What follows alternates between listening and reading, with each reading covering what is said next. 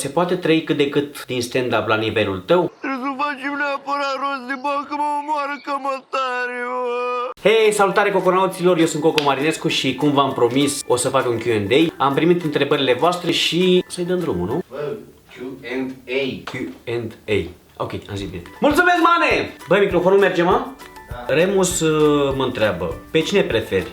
Ionuț Rusu sau George Tănase? Mane, voi.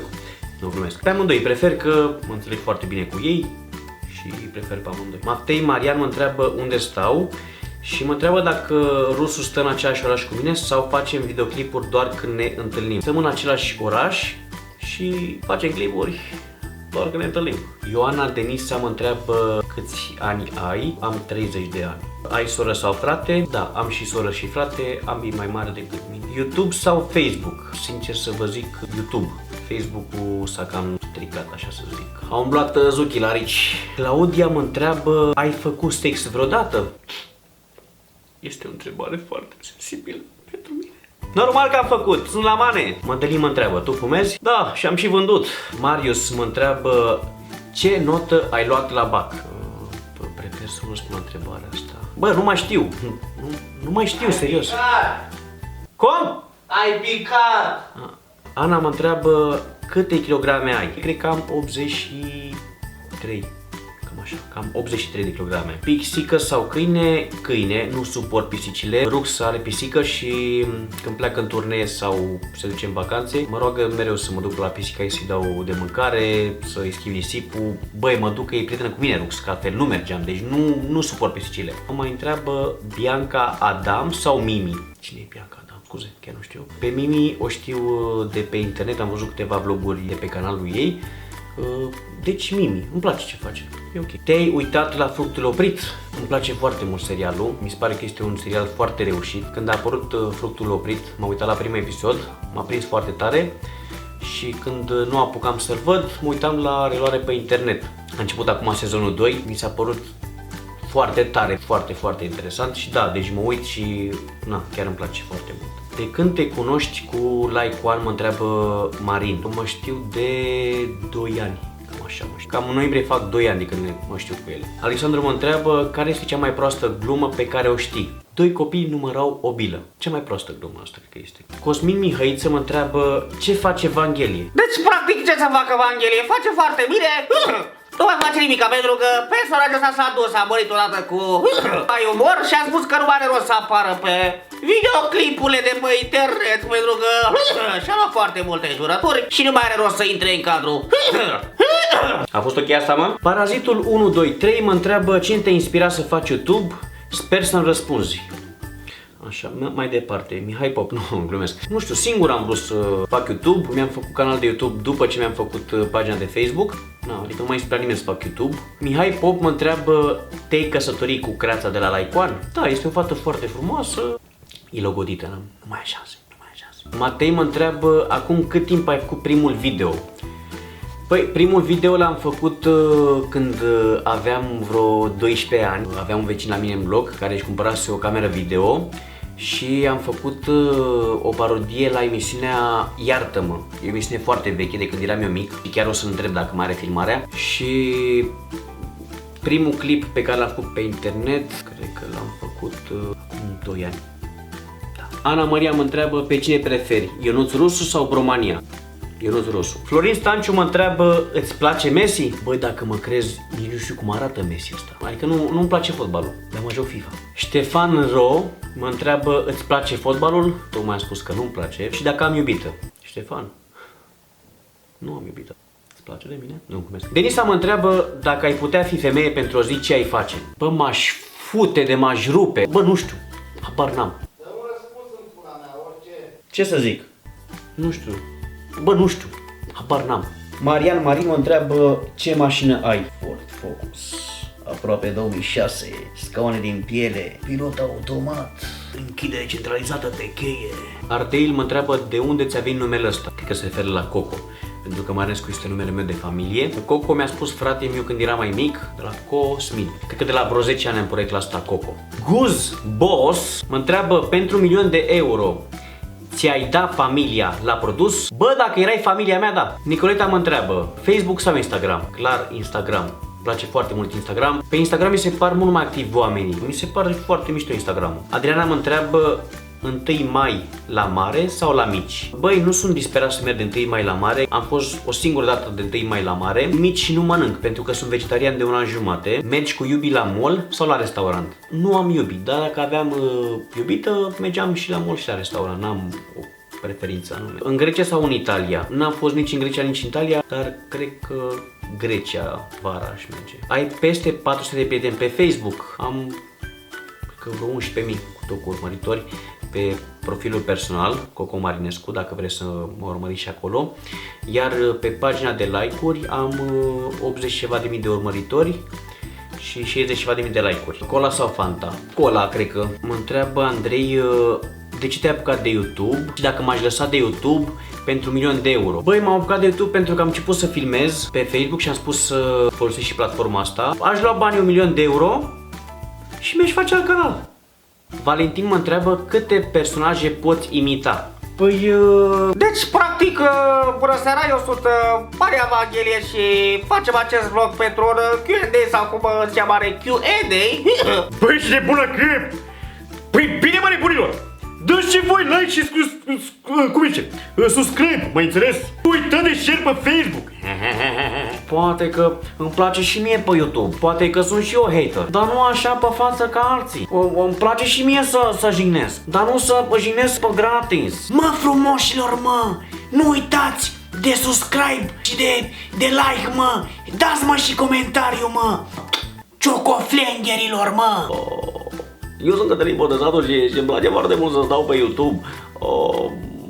Cred că nu e ok să imit eu personaje, pentru că mie îmi place foarte mult să mor ghiloți cu tanga. Asta ar fi încă un personaj pe care îl pot imita. Nu știu dacă mi se foarte bine. Băi, nu mă! Bună ziua și bine v-am găsit la o nouă ediție de Q&A. Vă vorbește președintele Iohannis. Vă pup, dragilor. Ce faceți? Să citim întrebările voastre. Cred că ar mai fi ceva personaj, dar nu vin acum în minte. Alexandru mă întreabă, ți-ai dorit de mic copil să faci YouTube și să ai abonați? Când eram eu mic, cred că nici nu exista YouTube. Adică pe vremea mea, bă, cum sună, bă, sunt și bătrân, au 30 de ani. Stăteam 100 de ani să intrăm pe Mirc, pentru că atunci era Mircul. Mihnea mă întreabă la ce vârstă ai băut alcool. Cred că mă se referă la ce vârstă am băut prima oară alcool. Aveam cam 4 ani, au fost la noi acasă niște invitați așa mulți și când s-a dus ai mei la ușă să conducă ultimii invitați și zic să beau și niște apă, știi? Am nimerit un par de vodcă, vreau să vă zic că am rămas fără aer și m-am cam îmbătat. De ce mă întrebi, burăși? Mă întreabă cineva ce părere ai despre hateri. Pentru mine haterii sunt niște oameni frustrați care nu fac nimic cu viața lor și își fac timp liber doar pentru a jigni munca altora, în cazul meu. Daniel mă întreabă, ești gay? Nu mă, Daniel, ce ai? Serios acum? De ce ești rău? Ai ceva cu mine? De ce ești rău? Nu înțeleg, serios. Nu sunt gay. Stai cu minte. Olivia mă întreabă, dacă nu ai job, unde ai vrea să lucrezi și care este al doilea al tău nume? Al doilea nume este Dorin. Nu-mi place, urăsc numele ăsta. Jobul meu, să zic, este că fac stand-up comedy. Dacă ar fi să mă angajez, cred că aș lucra în vânzări. A? Nu, că asta am mai făcut. David mă întreabă ce ai face la 1.000.000 de abonați. Cred că aș face o întâlnire cu voi și când aș primi și butonul de 1.000.000 de abonați, aș face o licitație și banii aș dona pentru o cauză nobilă. Mădălin mă întreabă, hei, aș vrea să te întreb de unde ai atâtea idei de videoclipuri amuzante. Care videoclipuri amuzante? Pățesc o situație eu, în viața reală, și o transform în clip. Eustache mă întreabă cine te-a invitat la Poftiți, vă rog, și cum a fost senzația acolo. Am fost contactat de cineva din producție, de la Antena 1, am fost la o întâlnire cu ei, am semnat contractul. Senzația a fost foarte mișto, pentru că doream de foarte mulți ani să ajung și la Neamărin, dar acolo era cam greu să ajung pentru că era doar cu vedete. Bine, nu mă consider vedetă, dar sunt. Este și un concurs la Neamărin pe pagina de Instagram, vă puteți înscrie, ceva gen, și o să aleagă ei câțiva ca să fie concurenți sezonul următor. Gay mă întreabă ce înălțime am. Am 1,75. Aș fi vrut să fiu mai înalt. Constantin mă întreabă dacă am uitat vreodată vreo idee. De exemplu, mi s-a întâmplat să fiu în pat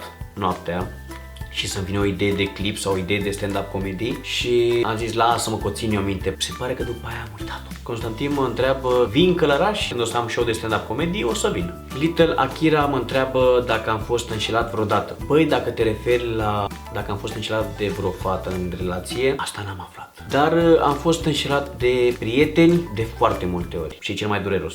Bogdan mă întreabă, ai fost vreodată la Cluj? Da, am fost de câteva ori, am avut show-uri de stand-up acolo și mi se pare un public minunat și o să mai vin cu siguranță anul ăsta în toamnă sau în iarnă. Maria mă întreabă, îți este confortabil să porți haine de femeie și peruci? N-am nicio problemă cu asta, adică când filmez este ok. Sau când merg la un restaurant, să mănânc în oraș și mă îmbrac în haine de damă și mi-au peruci cu mine. Mi-au mai multe cu mine, mai multe peruci. Bă, asta e chiar tare, mă jur. Gazel Axel îmi spune, îl copiez pe Tenase cu Q&A. Te-ai prins, serios, deci chiar te-ai prins. Bă, toată lumea face Q&A.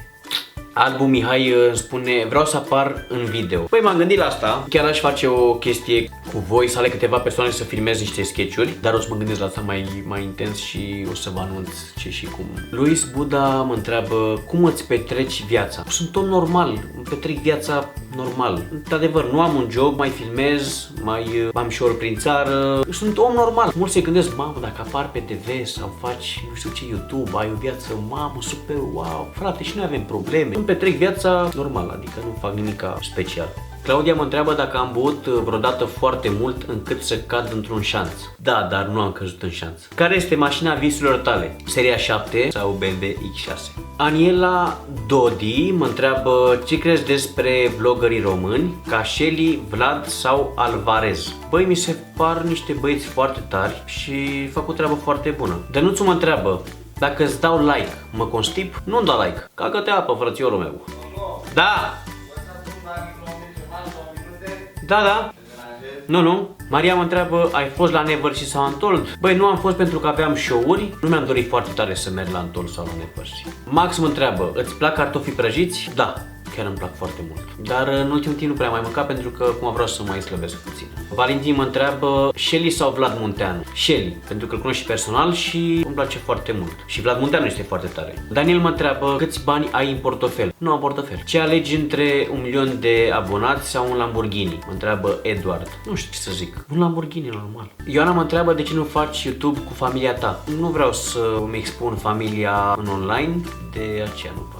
Adela mă întreabă, Messi sau Ronaldo? Îți place fotbalul? Nu-mi place fotbalul, mă uit când mai sunt cu băieții și nu pot să aleg între Messi sau Ronaldo pentru că nu mă interesează. Gamer Super Me mă întreabă, îți plac manelele? Dar cum pot să mă întreb treaba asta? Normal că îmi plac, adevărat! Daniela mă întreabă, ce părere ai despre melodia Hâț? Băi, mi se pare foarte tare ideea. Dorian Popa a inventat o vorbă, Hâț, și a făcut o piesă. Deci mi se pare genial și a rupt piesa asta. Foarte tare. Matei mă întreabă cu cine ții. Cred că se referă la echipe de fotbal. Țin cu Steaua pentru că, na, așa am crescut, într-o familie de steliști. Nici nu știu ce nume de fotbaliști mai are echipa Steaua. Darius mă întreabă care este numele tău adevărat. Cosmin. Mă întreabă cineva, ai jucat în Star Wars? Că fața te recomandă. Măi, nu fii măgar. Sorana mă întreabă, ce zodie ești? Sunt gemeni. Alexia mă întreabă, unde stai? Stau în București. Cu ce filmezi? Cu camera lui Ionuț Rusu. Ce telefon ai? Un Samsung S7. Ai iubită? Nu am iubită. Câți ani ai? Am 30 de ani. Ana Diaconu mă întreabă, vei mai face Q&A?